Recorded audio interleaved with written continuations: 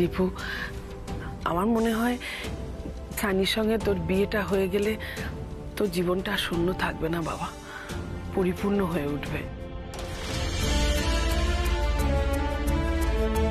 আর বাবা মা হিসাবে আমরা কি চাইতে পারি বল? এসব তোমরা কি বলছো মা? আমি সানিকে তেমন চোখে কখনো দেখিনি, আর এসব নিয়ে আমি কখনো ভাবিও নি। কেন ভাবনি ভাবি? অপু চলে যাবার পর তো তুমি আমাকে আশ্রয় হিসেবে পেতে চেয়েছো। গাড়িতে করে ফিরবার সময় ক্লান্ত হয়ে তুমি তো আমার কাঁধে ঘুমিয়েছো। আন্টি, আঙ্কেল, তোমরা আমাকে এত বড় একটা খুশির খবর শোনাবে আমি সত্যি ভাবিনি। আমি এক্ষুনি দাদুকে কল করে আসছি। না, এটা হতে পারে না, এটা কিছুতেই হতে পারে না। ছোট্ট ঠাকুরপো, তুমি কেন চুপ করে আছো? কেন কিছু বলছো না? কেন তুমি এই বিয়েতে না করছো না? তুমি তো জানো বলো যে এই মেয়েটা তোমাকে ভালোবাসে না। আর তুমি তো নিজে জানো যে তুমি শুধুমাত্র আমার বোনকে ভালোবাসো, অপুকে ভালোবাসো। তাহলে তুমি কেন চুপ করে আছো? কেন কিছু বলছো না?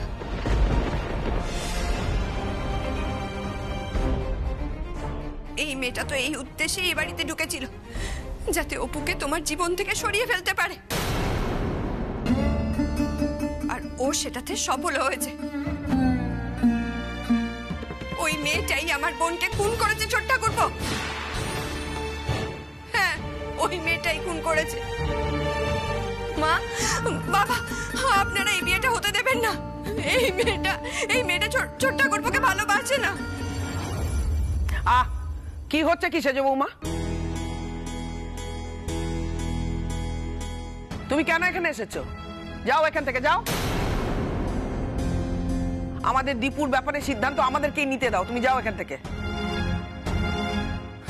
না না না, এটা হতে পারে না। ছোট্ট ঠাকুরপোর সাথে সানির বিয়ে হতে পারে না। এসব আমি কি শুনছি? ছোট্ট ঠাকুরপো, তুমি কেন কিছু বলছো না? কি বলবো বলো তো সেজ বৌদি, এটা তো সত্যি কথাই যে অপু আমার জীবন থেকে চলে গেছিল যখন আমার জীবনে একটা শূন্যস্থান হয়েছিল, আর সেই শূন্যস্থানটা সানি আমার বন্ধু হয়ে পূরণ করেছে।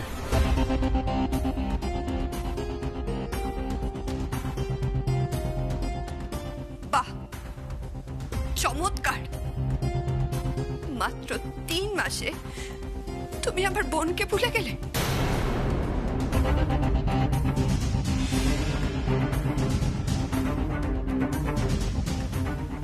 সত্যি সানি, তুমি খুব চালাক, খুব। এই বাড়ি থেকে আমার বোনের নামটা নিশ্চিহ্ন করতে চেয়েছিলে, তুমি পেরেছ। তুমি সফল হয়েছ। কিন্তু আমি বলে দিলাম, আমি তোমাদের দুজনকেই বলে দিলাম, কখনো ভালো হবে না তোমাদের, কখনো খুশি হবে না তোমরা। এই আমি তোমাদের অভিশাপ দিলাম।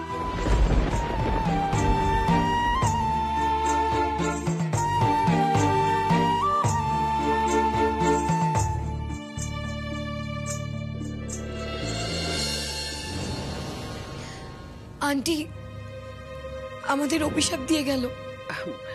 এসব নিয়ে তুমি ভেবো না সানি, তুমি তোমার দাদুকে খবর দাও। আমরা খুব শিগগিরই তোমার আর দীপুর বিয়ের আয়োজন করতে চাই, কেমন?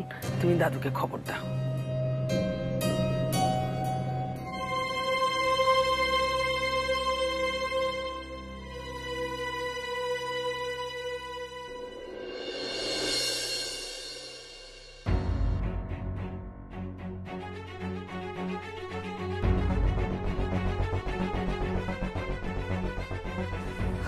দুটো তো বেজে গেল, সানি কখন বেরোবে? হ্যালো, হ্যাঁ তোমরা এসে গেছো? ঠিক আছে, একটু ওয়েট করো, আমি এক্ষুনি পার্সেল নিয়ে আসছি।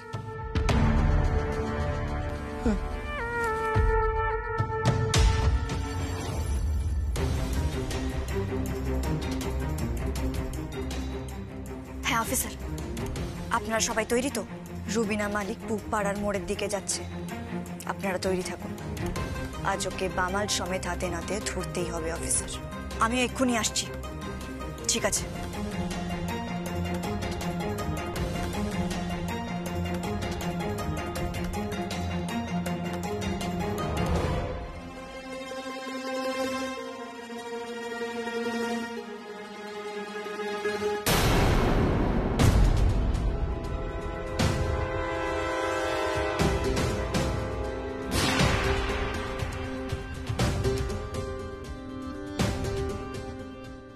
ভাবি, তুমি এখন এখানে? কেন সানি? আমি তো তোমার ঘরেই যাচ্ছিলাম। কেন আমি যেতে পারি না বুঝি? আমাদের তো বিয়ে ঠিক হয়ে গেছে। এখন আমি যখন ইচ্ছে তোমার ঘরে যেতে পারি, কি তাই তো? হ্যাঁ, আসতেই পারো, কিন্তু কিন্তু কি? তুমি কি কোথাও বেরোচ্ছিলে? হ্যাঁ মানে কি মানে মানে করছো বলো তো? তোমার হাতে এগুলো কি সানি?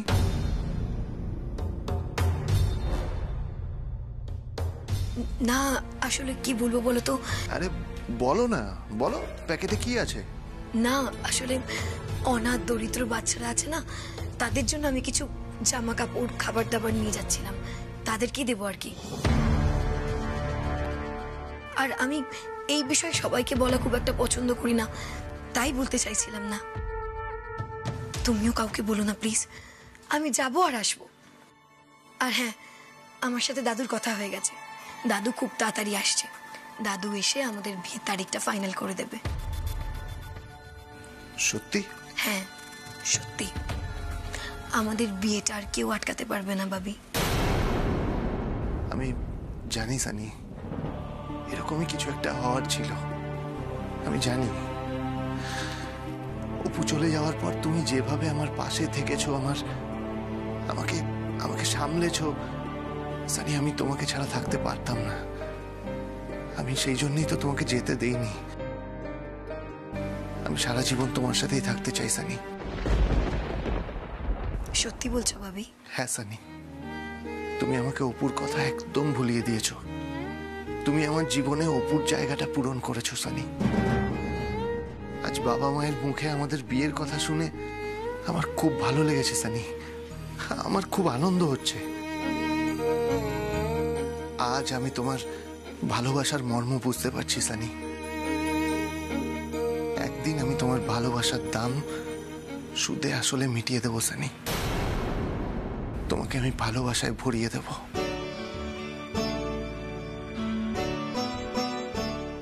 রিয়েলি? হ্যাঁ সানি, সত্যি বলছি। জানো তো, আজকে না আমার তোমাকে ছেড়ে বেরোতে ইচ্ছা করছে না, কিন্তু আমাকে তো যেতেই হবে। আমি এক্ষুনি যাবো আর এক্ষুনি আসবো। ঠিক আছে, তুমি এখন যাও। তোমার দাদু এলে আমাদের বিয়ের ডেটটা ফাইনাল করে নেব। ওকে? ওকে।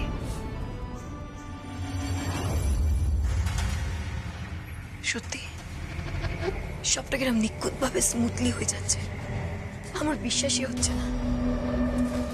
আর আমি এখন যে কাজটা করতে যাচ্ছি সেটাও একদম স্মুথলি সুন্দরভাবে হয়ে যাবে।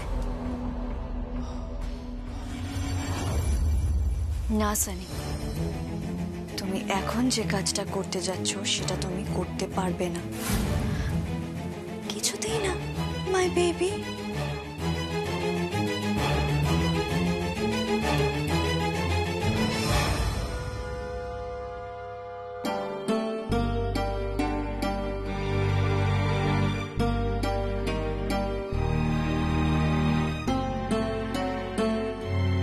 বড় বৌমা। হ্যাঁ মা।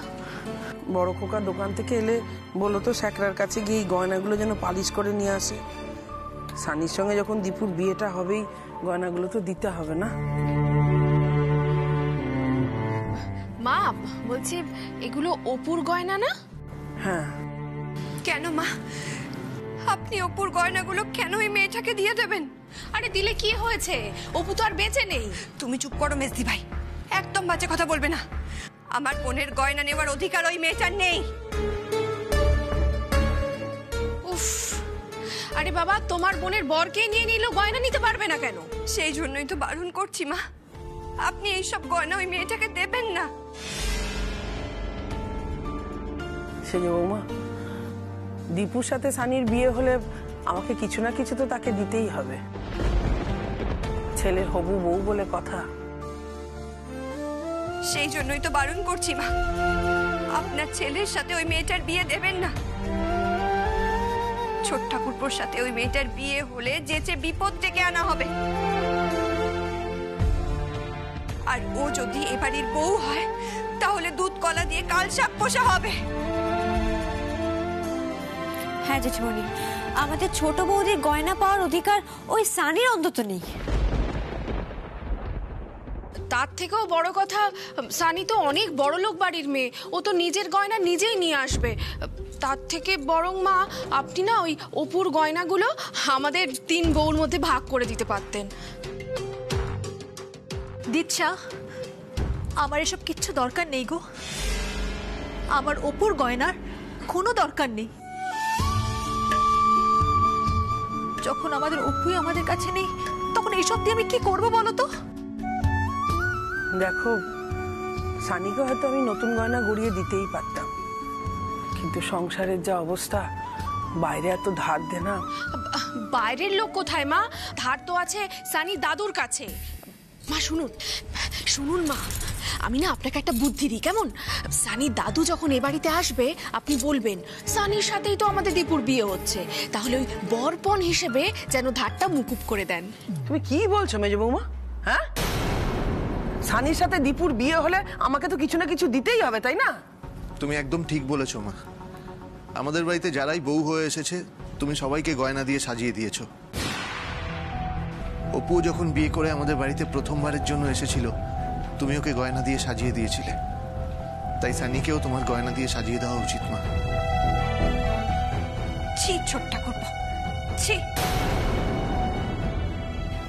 এতটা নিচে নেমে গেছো তুমি, এতটা এতটা নির্লজ্জ হয়ে গেছো তুমি। সেজো বৌদি প্লিজ চুপ করো তো, বাজে কথা বলো না।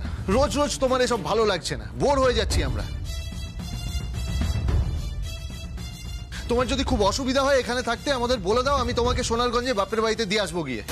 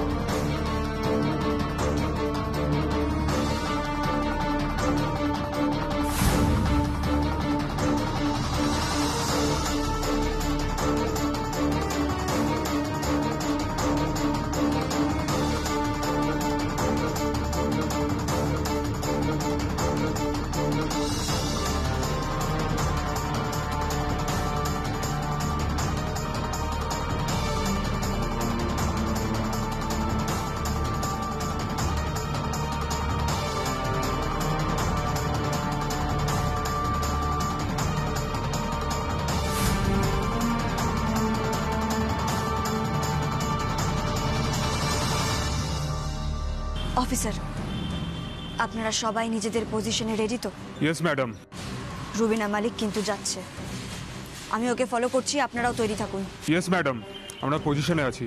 ঠিক আছে, আজ আমাদের রুবিনাকে হাতে নাতে ধরতেই হবে।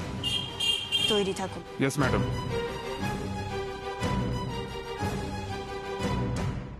খুব মজা, তাই না? খুব মজা। আমি বাপের বাড়ি চলে গেলে বুঝি তোমাদের খুব সুবিধা হয়? আমি বোধহয় তোমাদের বাধা হয়ে দাঁড়াচ্ছি। সেজ বৌদি প্লিজ। এত হিংসে তোমার এত হিংসে। আমি আর সানি বিয়ে করছি, তুমি সহ্য করতে পারছো না তাই না? মা, আমি শেষবারের মতো বলে দিচ্ছি, সেজ বৌদি যদি এখানে থেকে এসব করতে থাকে আমি কিন্তু এখানে থাকবো না।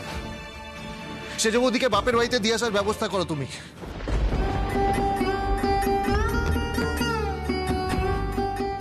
যাব না, আমি কোথাও যাব না।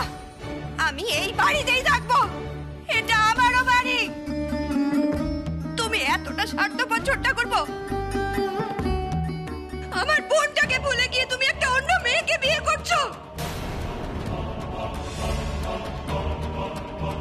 তোমার গয়না লাগবে তাই না? গয়না লাগবে না? আমার সব গয়না তুমি নাও। আমার কিচ্ছু লাগবে না, আমার সব গয়না তুমি নাও। এনো নাও।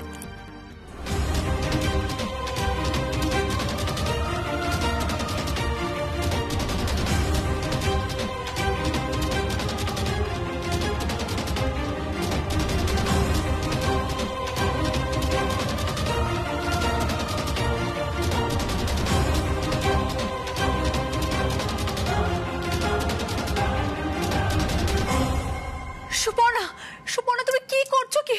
না না বর্দি ভাই, এই নির্লজ্জটাকে সব গয়না দিয়ে দাও। সেজ বৌদি তুমি কিন্তু বাড়াবাড়ি করছো বলে দিলাম। বেশ করছি,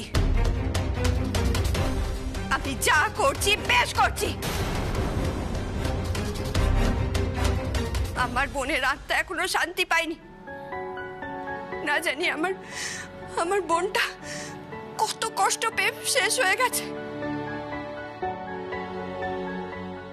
আজ আমি অপুর দিদি হয়ে তোমাকে অভিশাপ দিচ্ছি। তোমার আর সানির বিয়ে কোনোদিনও সুখের হবে না, কোনো দিনের জন্য না।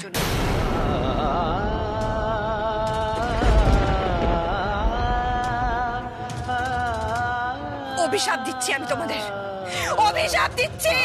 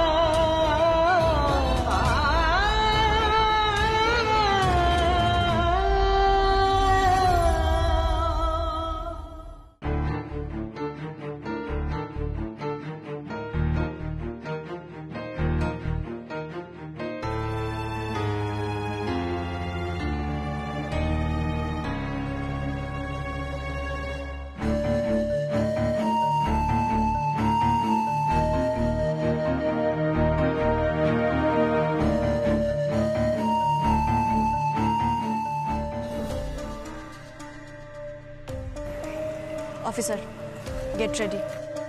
Yes madam. ওই যে রুবিনা মালিক, যার হাতে প্যাকেট ধরা।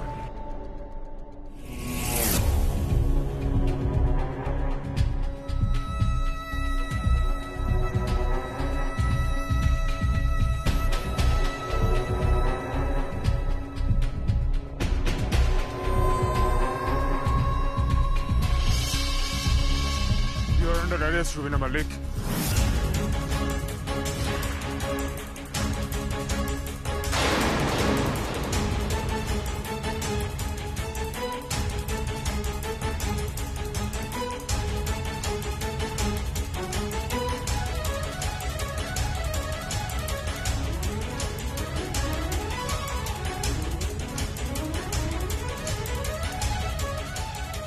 মানে প্যাকেটটা খুলুন, এর মধ্যে কি আছে? কিচ্ছু নেই, কিচ্ছু নেই, নাথিং।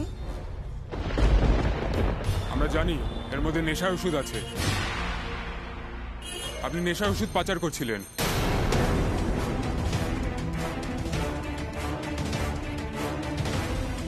কি হলো, প্যাকেটটা খুলুন, আমরা পুলিশের লোক।